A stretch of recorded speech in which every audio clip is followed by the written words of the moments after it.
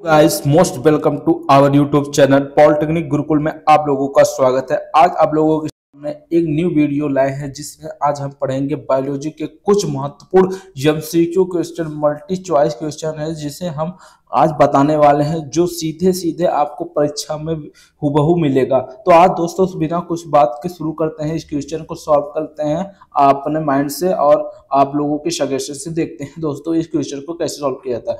तो देखते हैं दोस्तों, पहले है स्तंभ को सुमेलित कीजिए। ये क्वेश्चन है, स्तंभ मतलब आपस में इन दोनों को समूह ए है और समूह दो है, समूह ए और समूह दो है, इस दोनों को सुमेलित करना है कि कौन कौन सा सही है, निशान लगाना है। तो मुंह है भोजन का चबाना, भोजन की रोलिंग करना, संपूर्ण भोजन का सेवन करना, भोजन को निगलना। दांत भी है, जीभ है और लार है। तो इन चार ऑप्शन इधर है, चार इसको मिलाना है कि कौन से कौन किससे सुमेलित है सही। तो दोस्तों शुरू करते हैं। तो मुंह का हमेशा क्या होता है, संपूर्ण भोजन का पाचन हो सकता है दोस्तों। मुंह हमेशा संपूर्ण भोजन का पाचन करेगा। ठीक दोस्तों, मुंह आपका जो मुंह से ही पाचन शुरू होता है, तो मुंह का संपूर्ण भोजन का पाचन कौन करेगा, मुंह करेगा। आपका मुंह जिसे माउथ कैविटी भी बोलते हैं, मुंह। और दांत अगला है, सेकंड ऑप्शन है दांत। दांत क्या कहता है, भोजन को चबाता है। स्वाभाविक सी बात है, सब लोग जानते हैं कि दांत भोजन को चबाने का। दांत कितने प्रकार होते हैं, चार प्रकार के होते हैं। दांत अगर पूछ लिया जाए क्वेश्चन में कि दांत कितने प्रकार के होते हैं, आपके चार प्रकार होते हैं। इसको हम पढ़ा दिए हैं, इससे पहले पिछले वीडियो में हम पाचन तंत्र के कुछ टॉपिक को कवर किए थे, जिसमें दांत को बहुत अच्छे से एक्सप्लेन किए थे दोस्तों, बिना कोई बात के। अब आगे बढ़ते हैं, जीभ का क्या बात है, जो जीभ क्या करता है, भोजन की क्या करता है, रोलिंग करता है। जीभ आपका भोजन का रोलिंग करता है, ठीक। और लार जो भोजन को निगलता है, ठीक। हाँ दोस्तों, ये अपना ऑप्शन चारों सही हो गया। तो पहले का जो हो जाएगा, पहले का सी हो जाएगा, पहले का सी, ठीक। और दूसरे का जो हो जाएगा ऑप्शन, वो दूसरे का हो जाएगा ए, ठीक। और तीसरे का आपका ऑप्शन सही हो जाएगा, तीसरे का है बी वाला हो जाएगा। और चौथे का आप देख ही सकते हैं कि चौथे का डी सही है, क्योंकि भोजन को निगलने के काम लार करता है। लार में कौन सा एंजाइम पाया जाता है, कौन सा पाया जाता है, लाइपेज एंजाइम, ठीक। टालुइन भी पाया जाता है, ठीक। आगे बढ़ते हैं, तारक काय की खोज किस वैज्ञानिक ने की थी, अर्थात तारक काय की खोज किसने की थी। तो आपका ऑप्शन में है कि तारक काय की खोज जॉर्ज गॉल्जी ने की, इवानोव्स्की ने की, बोवेरी ने की, वाटसन ने की। तो आपका आंसर हो जाएगा option number B. Option number B answer हो जाएगा। इसका आंसर है बोवेरी नामक वैज्ञानिक ने तारक काय की खोज की। ये कहाँ पाया जाता है, ये हमारे कोशिकाओं में पाया जाता है, ठीक। आगे बढ़ते हैं, कोशिका शब्द का प्रयोग सर्वप्रथम किसने किया था। सेकंड क्वेश्चन है कि कोशिका शब्द का प्रयोग सर्वप्रथम किसने किया था, कौन से वैज्ञानिक ने किया था। कोशिका शब्द का प्रयोग सर्वप्रथम रॉबर्ट हुक नामक वैज्ञानिक ने किया था, ठीक। आगे बढ़ते हैं दोस्तों, प्लाज्मा झिल्ली बनी होती है। ये क्वेश्चन है आपका, प्लाज्मा झिल्ली किससे बनी होती है, किस चीज से बनी होती है।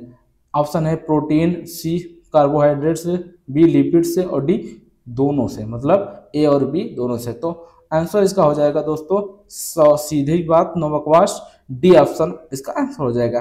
तो प्रोटीन से और लिपिड से ये प्लाज्मा झिल्ली हमारी बनी होती है। कोशिका में जो प्लाज्मा झिल्ली होती है वो किससे बनी होती है, प्रोटीन और लिपिड से बनी होती है। ऑप्शन नंबर डी दोनों सही हो जाएंगे। आगे बढ़ते हैं दोस्तों, इसी क्रम में अगला क्वेश्चन है कि चौथा क्वेश्चन है कि हमारा कह रहा है कि अंतःप्रद्रवी जालिका की खोज किसने की, अर्थात अंतःद्रवी जालिका जो उसकी खोज करने वाले वैज्ञानिक का नाम बताइए दोस्तों। इसका हो जाएगा, ऑप्शन दिया है, पढ़ देते हैं ऑप्शन आपका, रॉबर्ट ने, के.आर. पोर्टर ने, जे.सी. बॉन्स ने, और जी. पोलैंड ने। किसने किया दोस्तों, इसका आंसर आप बता सकते हैं, किसने किया दोस्तों, के.आर. पोर्टर ने अंतःप्रद्रवी जालिका की खोज की। ऑप्शन नंबर बी आपका सही हो जाएगा। आगे बढ़ते हैं दोस्तों, इसी क्रम में अगला क्वेश्चन है, 5वां नंबर का क्वेश्चन है। ये कह रहा है कि 5वां नंबर का क्वेश्चन में सर्वप्रथम जंतु कोशिका में राइबोसोम को किसने देखा था। सर्वप्रथम जंतु कोशिका में राइबोसोम को किसने देखा था। ऑप्शन है ए अरस्तु ने, बी जॉर्ज गॉल्जी ने, सी जी पोलैंड ने, और डी रॉबर्ट ने। तो ऑप्शन आपका आंसर हो जाएगा सही, जी पोलैंड ने इसका पूरा नाम है पैलेंडे नामक वैज्ञानिक ने सर्वप्रथम जंतु कोशिका में राइबोसोम को देखा था। और राइबोसोम कितने में 70S और 80S राइबोसोम दो प्रकार के होते हैं, 70S और 80S प्रकार के राइबोसोम होते हैं। आगे बढ़ते हैं, कोशिका का रसोई घर, कोशिका का जो रसोई घर किसे कहा जाता है? 6वां नंबर का क्वेश्चन है, कोशिका का रसोई घर किसे कहा जाता है? ऑप्शन है ए ल्यूकोप्लास्ट, सी रेक्टिका, B chromoplast, D chloroplast. Option दे दिए गए हैं 4। ये इसमें कौन सा आंसर सही होगा दोस्तों? ये आपका आंसर नंबर डी आंसर हो जाएगा। क्लोरोप्लास्ट जो होता है कोशिका का रसोई घर कहा जाता है। आगे बढ़ते हैं इसी क्रम में, अगला क्वेश्चन है 7वां, मेटाबॉलिज्म, मोटाबॉलिज्म जिसे चयापचय हिंदी में कहते हैं, संबंधित है, किससे संबंधित है? ऑप्शन दिया है, ऑप्शन में ये दिया है, निम्नलिखित में दिया है कि शरीर में होने वाली सभी रासायनिक अभिक्रियाओं को, रासायनिक प्रतिक्रियाएं हैं। शरीर, दूसरा है शरीर सरल अणुओं से जटिल अणुओं का संश्लेषण, तीसरा उपचय और अपचय। ऑप्शन है ए, सी, बी और डी। इसमें से कौन सा आंसर होगा आपका दोस्तों? आंसर नंबर डी आंसर हो जाएगा, मतलब ये तीनों ही उपचय से संबंधित हैं। आगे बढ़ते हैं इसी क्रम में दोस्तों, 8वां क्वेश्चन है कि किसी व्यक्ति के पाचन तंत्र की जांच करने के लिए जाने वाला यंत्र कौन सा होता है?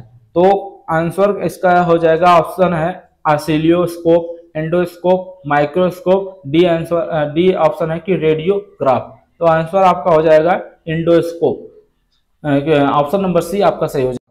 इसी क्रम में अगला क्वेश्चन है, 9वां क्वेश्चन कह रहा है कि मानव शरीर का एकमात्र अंग जो पुनः विकसित, पुनः सृजित हो सकता है, 9वां क्वेश्चन कहता है। तो कौन सा आपका आंसर सही हो जाएगा? डी, सी, जिगर।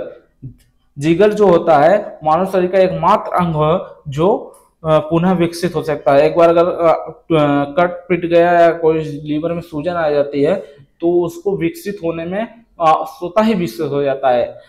ठीक, आगे बढ़ते हैं इसी क्रम में, मानव शरीर में कंठ को क्या कहा जाता है? मानव शरीर में कंठ को क्या कहता है? ऑप्शन ए है अनुनादक तंतु, ऑप्शन बी स्पंदनशील तंतु, सी वॉइस बॉक्स और डी थायरोइडेनाइड। क्या कहते हैं? आंसर आपका हो जाएगा दोस्तों option number C voice box, answer number C ये सही हो जाएगा। आगे बढ़ते हैं दोस्तों, निम्नलिखित में से किसमें होमोडोंट दांत पाया जाता है? तो होमोडोंट दांत किसमें पाया जाता है दोस्तों? ऑप्शन नंबर ए है मछली, बी है मानव, सी तेंदुआ, डी घोड़ा। तो आंसर आपका हो जाएगा मछली, मछली में होमोडोंट दांत पाया जाता है। तो ऑप्शन नंबर ए आपका सही हो जाएगा। इसी क्रम में अगला क्वेश्चन है, 12वां क्वेश्चन है, भोजन या खाद्य पदार्थ के संबंध में इनमें से कौन सा कथन असत्य है? तो कौन सा कथन आपका असत्य होगा? यह ऑप्शन है कि यह एक अजैविक पदार्थ है, यह रासायनिक क्रिया देता है, यह एक जैविक पदार्थ है, यह हमें ऊर्जा प्रदान करता है। अब तो ऑप्शन कौन सा सही हो जाएगा दोस्तों? ये मतलब असत्य कथन इसमें छाटना है, तो असत्य कथन ए वाला हो जाएगा, यह एक अजैविक पदार्थ है। ये सब सही है, बी सी डी सही है इसमें।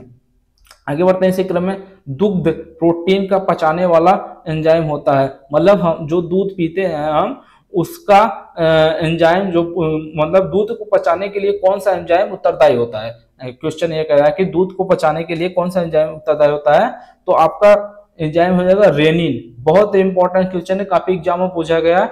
ऑप्शन में दिया है पेप्सिन, ट्रिप्सिन, रेनिन और एरिसिन। ऑप्शन नंबर सी आपका सही हो जाएगा रेनिन। रेनिन नामक एंजाइम आपको दूध को पचाने के लिए उत्तरदायी होता है। आगे बढ़ते हैं दोस्तों, 14 क्वेश्चन है कि 14 नंबर का क्वेश्चन है कि लार में कौन सा एंजाइम पाया जाता है? लार में कौन सा एंजाइम पाया जाता है? टाइलिन। टाइलिन नामक एंजाइम लार में पाया जाता है। अगला इसी क्रम में अगला क्वेश्चन है दोस्तों, 15वां क्वेश्चन, निम्नलिखित में से वह अंग कौन सा है जो मानव शरीर में ग्लाइकोजन के रूप में कार्बोहाइड्रेट को जमा करता है? तो आंसर इसका क्या होगा दोस्तों? यकृत। यकृत जो होता है मानव शरीर में ग्लाइकोजन के रूप में कार्बोहाइड्रेट को जमा करता है। अगला क्वेश्चन है कि पित्त। पित्त जो होता है कहाँ जमा होता है? पित्त कहाँ जमा होता है? पित्त जो होता है वो ये पित्ताशय में जमा होता है। ऑप्शन नंबर ए आंसर सही हो जाएगा दोस्तों। इसी क्रम में अगला क्वेश्चन है कि कौन से परिवर्तन में एंजाइम ट्रिप्सिन उत्प्रेरक का कार्य करता है? कौन से परिवर्तन में एंजाइम ट्रिप्सिन उत्प्रेरक का कार्य करता है? तो ये आंसर हो जाएगा आपका आंसर नंबर सी, प्रोटीन को अमीनो अम्लों में बदलने के समय एंजाइम जो होता है ट्रिप्सिन उत्प्रेरक के रूप में कार्य करता है। मानव शरीर में क्षुद्रांत के 3 संरचनात्मक भागों की लंबाई का कौन सा सही ह्रासवान क्रम है, मतलब घटता हुआ क्रम है? तो कौन सा घटता हुआ क्रम होगा? मतलब जो क्षुद्रांत मतलब छोटी आंत होती है, जो छोटी आंत है उसका घटता हुआ क्रम कौन सा होगा? छोटी आंत का घटता हुआ क्रम जैसे हम पढ़े थे इंग्लिश में डुडेनम, जेजेनम और इलियम, इसी की हिंदी में इसमें लिखा गया शेषांत्र और मध्यांत्र और ग्रहणी, ग्रहणी इसे कहते हैं। तो इसी के लिए ऑप्शन नंबर अपना डी आंसर हो जाएगा। तो आप अच्छे से इस वीडियो को समझ लीजिए, पिछले हम वीडियो में इसका हम अच्छे से विस्तार से बताए हैं चित्र के सहित। तो दोस्तों शुरू करते हैं। अगला क्वेश्चन है 19वां, दंत क्षय के परिणाम स्वरूप होता है। ठीक है, तो दंत क्षय के परिणाम स्वरूप क्या होता है? ऑप्शन में है मसूड़ों से रक्त का स्राव, बी है टूटा हुआ दांत, सी है दुर्गंध युक्त सांस और डी है कोमल दंत वल्क। मतलब दंत क्षय के परिणाम स्वरूप क्या होता है? आपका कोमल दंत वल्क निकलता है। ठीक, आगे बढ़ते हैं हम। लास्ट क्वेश्चन है आपका दोस्तों, इसे आप स्वयं करके बताएंगे आंसर क्या होगा। तो निम्न में से किस जीव की छोटी आंत अपेक्षाकृत लंबी होती है? इसका आंसर आप बता सकते हैं दोस्तों, नहीं तो कमेंट जरूर कीजिए। मेरे ख्याल से दोस्तों गाय का जो छोटी आंत होती है अपेक्षाकृत लंबी होती है। तो ऑप्शन नंबर ए ये आंसर सही हो जाएगा दोस्तों। ऑप्शन नंबर ए गाय का जो आंत होती है वो अपेक्षाकृत लंबी होती है। ठीक है दोस्तों, तो आज के लिए इतना ही दोस्तों। आप हमारे वीडियो को लाइक शेयर सब्सक्राइब जरूर कीजिएगा दोस्तों। तो आज के लिए इतना ही, और जो कुछ भी डाउट हो तो आप जरूर ही कमेंट कीजिए इस वीडियो पे। धन्यवाद दोस्तों।